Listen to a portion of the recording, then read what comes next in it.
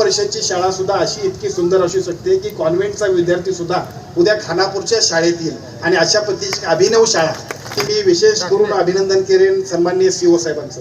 कारण सगळ्यांच्या माध्यमातून एक अत्यंत चांगली जिल्हा परिषदची शाळा आपण सर्वांनी लोकार्पणासाठी आपण इथं आलो. या कार्यक्रमाच्या निमित्तानं खानापूरकरांचं अभिनंदन करत असताना माझ्यासारख्या कार्यकर्त्याकडे दादा आणखीन एक प्रश्न पडतो.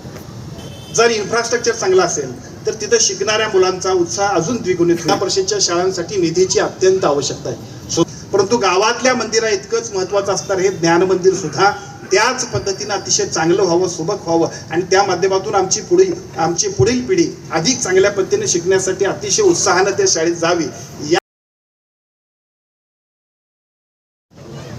या जिल्हा परिषदेच्या शिक्षण अधिकारी सन्माननीय शेडेकर मॅडम, या कार्यक्रमाच्या निमित्तानं व्यासपीठावर उपस्थित असणाऱ्या तहसीलदार मॅडम, सन्माननीय BDO साहेब, गावच्या सरपंच नाथाजी पाटील साहेब, अलकेश कांदळकर साहेब, नंदकुमार ढेंगे साहेब, सन्माननीय नामदेवरावजी चौगले, सन्माननीय बाळासाहेब भोपळे साहेब, सन्माननीय कल्याणरावजी निकम साहेब, ओगले साहेब, सुनीलरावजी निंबाळकर, SK देसाई, सजयरावजी देसाई, विक्रमभाऊ पाटील, संदीप वरंडेकर, मदनरावजी देसाई, सन्माननीय TS अण्णा देसाई, प्रवीणरावजी नलवडे, सन्माननीय संतोष पाटील, सन्माननीय सुनीलरावजी मांगले, बाजीरावजी चव्हाण, सागर शिंदे, मानसिंग पाटील, अरुणरावजी शिंदे, वसंतरावजी प्रभावळे. या शाळेची सुरुवात ज्यावेळी दादांनी केली त्यावेळेच्या मुख्याध्यापिका सन्माननीय भोपळे मॅडम आणि सर्व तालुक्यातून उपस्थित असणारे मेंगाने सरांच्या निमंत्रणावर उपस्थित असणारे तिन्ही तालुक्यातील सर्व शिक्षक वृंद, शिक्षण कमिट्या, या गावातील सर्व ज्यांनी यांच्या चेहऱ्यावरचं हास्य दादांच्या बरोबरच्या मागाच्या फोटोनं खूप खुललं ते सगळे माजी विद्यार्थी, या कार्यक्रमाच्या निमित्तानं उपस्थित असणारे सर्व गावकरी,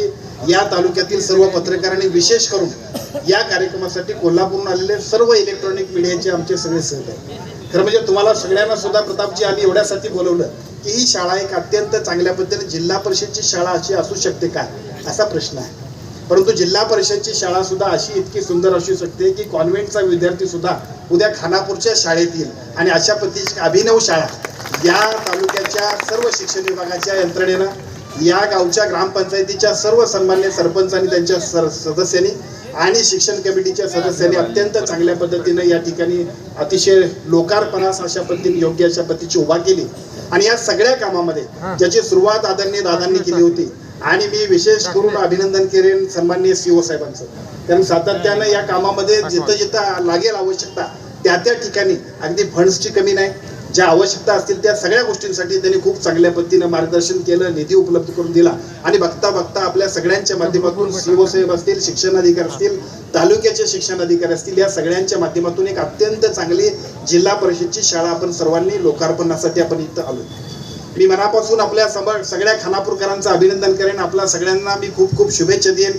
विशेषतः या शाळेमध्ये ज्या पद्धतीने इन्फ्रास्ट्रक्चर चांगलं दिलं त्याच पद्धतीने क्वालिटीचा सुद्धा अतिशय चांगल्या पद्धतीने अंतर्भाव होण्यासाठी आमच्या शिक्षणाधिकारी मॅडमने जसं सांगितलंय तसंच मेंगाने सर आपण सगळ्यांनी अतिशय चांगल्या पद्धतीने दक्षतेनं काम करूया आणि भविष्य काळामध्ये प्रायव्हेट कॉलेजेस आणि प्रायव्हेट शाळांकडे जाणारे सगळे विद्यार्थी सुद्धा जिल्हा परिषदच्या शाळेकडे पाय वळवण्यासाठीची सुरुवात आहे अशा पद्धतीची भूमिका घेऊन आजच्या कार्यक्रमाचं आपण सगळ्यांनी संयोजन केलंय.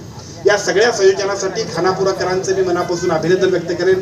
सगळे रावसाहेब, सगळे गुरुजी, सगळे वकील, आता ज्यांचा उल्लेख कोकणातल्या वकिलांपासून आमचे मखदूम वकिलांपर्यंत सगळे PSI असतील, सगळ्या क्षेत्रातले सगळे भोपळे सर, सगळेजण तुम्हा सगळ्यांचं मनापासून आभार, कारण या शाळेचे तुम्ही विद्यार्थी आहात. आता जोशी साहेब, तुम्ही सगळेजण, मगाशी चव्हाण साहेबांचा उल्लेख झाला, आपण सगळे आंबवणे असेल, खानापूर असेल, या परिसरातले सगळे शिक्षक जे घडले या शाळेतून घडले आणि त्याच शाळेचं आज ज्या पद्धतीने एक देखणं रूप झालंय त्या देखण्या रूपाचं सुद्धा आपल्या सगळ्यांच्या साक्षीनं लोकार्पण होतंय. आपल्या सगळ्यांना सुद्धा शुभेच्छा देतो. तुमचा आदर्श घेऊन भविष्यातल्या पिढीने सुद्धा तुमच्यासारखंच किंबहुना तुमच्याही पुढे 2 पावलं जावं अशा पद्धतीची भूमिका सुद्धा आदरणीय दादांच्या साक्षीनं आपल्या सगळ्यांच्या समोर मांडतो. या सगळ्या कार्यक्रमाच्या निमित्तानं खानापूरकरांचं अभिनंदन करत असताना माझ्यासारख्या कार्यकर्त्याकडे दादा आणखीन एक प्रश्न पडतो. खरं तर या जिल्हा परिषदच्या शाळा आणि त्यासाठी मिळणारा निधी अत्यंत अपुरा आहे आणि मग अपुऱ्या निधीमुळे आम्हा सगळ्यांची अशी अवस्था होते. काल सुद्धा DPTC मध्ये मारामार करून 3 लाख 2 लाख 4 लाख कुठं लावायचे असा आमचा प्रश्न पडतोय. प्रत्येक गाव येतंय, त्या गावातल्या प्रत्येकाचं म्हणणं असते आमच्या शाळेला 100 वर्ष पूर्ण झाली. साधारणतः आपल्या सगळ्याच शाळांना आता 100 वर्ष पूर्ण झाले, पण 100 वर्ष पूर्ण झाल्यानंतर विद्यार्थ्यांच्या 2-3 पिढ्या तयार केल्यानंतर आजच्या घडीला मात्र जे आम्ही बघतोय त्या जिल्हा परिषदच्या शाळांसाठी निधीची अत्यंत आवश्यकता आहे. सुदैवानं आपल्या आशीर्वादानं ह्या शाळेसाठी ज्या पद्धतीनं आपण सुरुवात केली अटल बिहारी वाजपेयी ओजस शाळा जी होती, त्यामुळे आम्हाला हे सगळं काम सोपं केलं. परंतु अशाच पद्धतीची प्रत्येक शाळा उभारली पाहिजे, यासाठी आम्ही काही अभिनव अशा पद्धतीची कन्सेप्ट घेऊन काम करतोय.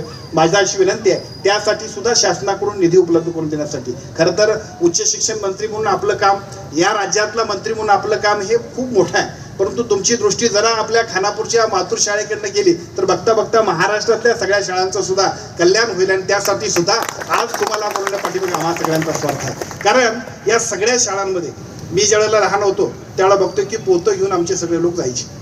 आता पोतं घेऊन जायचं, तेच डोक्यावर पोतं आणि तेच खाली बसायला पोतं, ही आमच्या सगळ्या शाळेची अवस्था होती. अलीकडच्या काळामध्ये थोडी थोडी सुधारणा झाली, फरशी आली, फरशीनंतर आता आणखीन थोडी कडकेसर थोडी सुधारणा झाली, तर बेंचेस आले. या सगळ्या गोष्टी होत असताना सुद्धा जर इन्फ्रास्ट्रक्चर चांगलं असलं तर तिथं शिकवणाऱ्या शिक्षकांचा, जर इन्फ्रास्ट्रक्चर चांगलं असेल तर तिथं शिकणाऱ्या मुलांचा उत्साह अजून द्विगुणित होईल. आणि त्या दृष्टिकोनातून अत्यंत चांगल्या पद्धतीनं या परिसरातली प्रत्येक शाळा अतिशय चांगली व्हावी, यासाठी सुद्धा आमची धावपळ आहे.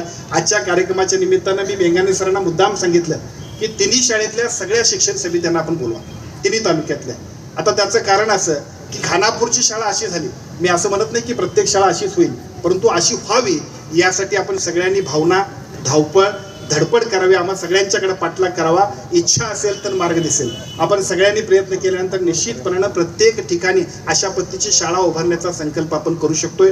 2 कोटी रुपये या वर्षीच्या खनिज विकास निधीतून मला मिळाले होते. त्यातल्या 10 शाळा मी जिल्हा परिषदच्या 10 ठिकाणी मॉडेल शाळा म्हणून करण्याचा निर्णय घेतला. पुढच्या टप्प्यामध्ये त्या 10 शाळा अशा होतील की त्या बघितल्यानंतर बाकीच्या ठिकाणी सुद्धा तशाच पद्धतीनं आपल्या आपल्या गावातले लोक आमची शाळा अशी व्हावी अशी भावना व्यक्त करतील. खरं म्हणजे आम्ही सगळेजण रस्ते, पाणी, वीज या सगळ्या मूलभूत प्रश्नांसाठी अतिशय धावपळ करत असतो, परंतु त्या सगळ्यांच्या नंतर आम्ही प्राधान्य देत असतो ते गावातल्या मंदिराला. परंतु गावातल्या मंदिरा इतकंच महत्त्वाचं असणार हे ज्ञान मंदिर सुद्धा त्याच पद्धतीनं अतिशय चांगलं व्हावं, सुबक व्हावं आणि त्या माध्यमातून आमची पुढील पिढी अधिक चांगल्या पद्धतीने शिकण्यासाठी अतिशय उत्साहानं त्या शाळेत जावी. यासाठी जे काही इन्फ्रास्ट्रक्चर आवश्यक असेल, जो शैक्षणिक एकूण गुणवत्ता आवश्यक असेल, त्यासाठी सुद्धा आजचा कार्यक्रम खूप महत्त्वाचा आहे. या सगळ्या कार्यक्रमाच्या निमित्तानं आपण हा संकल्प करूया. आजच आमच्या अमोल पाटील इथं उपस्थित आहे. एक्झिक्युटिव्ह इंजिनियर अमोल पाटलांना आम्ही सांगितलं, CO साहेबांनी आणि शिक्षणाधिकारी मॅडमना त्यांना सूचना दिल्या आणि मला वाटते आमच्या एकूण सगळ्या 42 ते 44 तालुक्याच्या ठिकाणी असणाऱ्या सगळ्या शाळांना कंपाऊंड्स आपण दिली.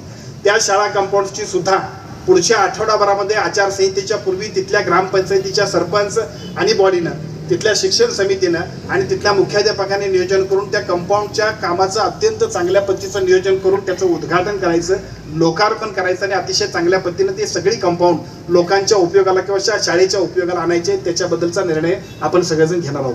आणि उर्वरितची कंपाऊंड्स आहेत, अनेक गावं, अनेक शाळा आमच्याकडे येत आहेत. आमच्या गावात आता अशी आपली परिस्थिती आहे की आपल्या सगळ्यांच्या आजूबाजूला असणारा सगळा परिसर मोकळा असला की सर्पदंशासारखे विषय असतात. आपल्याकडे जंगली भाग असतो, त्यामुळे साहजिकच मुलांची काळजी हा विषय असतो. सेफ्टीच्या दृष्टीनं, सुरक्षेच्या दृष्टीनं सुद्धा आपल्या सगळ्यांना खूप महत्त्वाचं अशा पद्धतीचं काम असतं.